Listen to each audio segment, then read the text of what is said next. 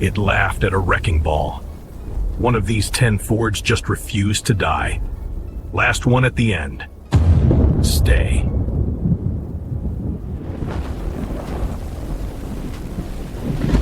Man, I still smell that night-hot vinyl, stale coffee, and the sweet bite of 30-weight oil. Name's Ray, and this channel's just me, a flashlight, and whatever irons still got a pulse. Tonight, we're cracking open 10 old Fords that were forged in the era when planned obsolescence was a curse word, not a business model.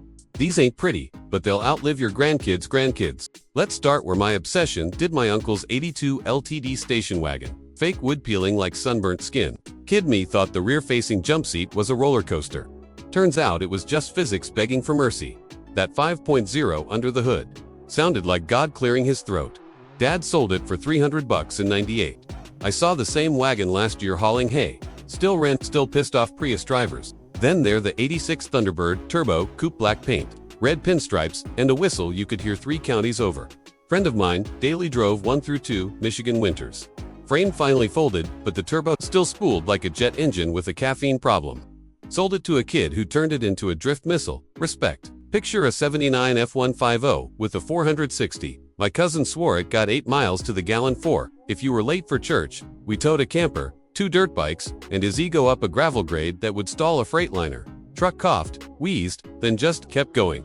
Radiator looked like Swiss cheese, but the block, cast iron so thick you could anchor a battleship with it. Now, the 84 Mustang SVO, yeah, the one nobody remembers. 4 cylinders, but force-fed like a prizefighter on steak and steroids. I autocrossed one back when tires were biasply and excuses were free. Thing cornered like it hated pavement.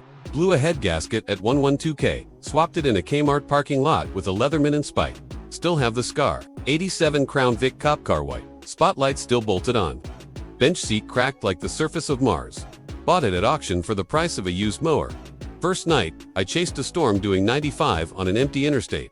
Wipers couldn't keep up, but the Vic didn't flinch. Rear drums glowed cherry red, smelled like victory and asbestos. The 81 Fairmont Futura boxy, ugly, immortal. Grandma's grocery getter hit a deer at 60, kept rolling. Deer didn't. Hood looked like origami, but the 200 inline 6 just idled smoother, like it was saying, "Is that all?" 85 Bronco Tuya, the tippy one.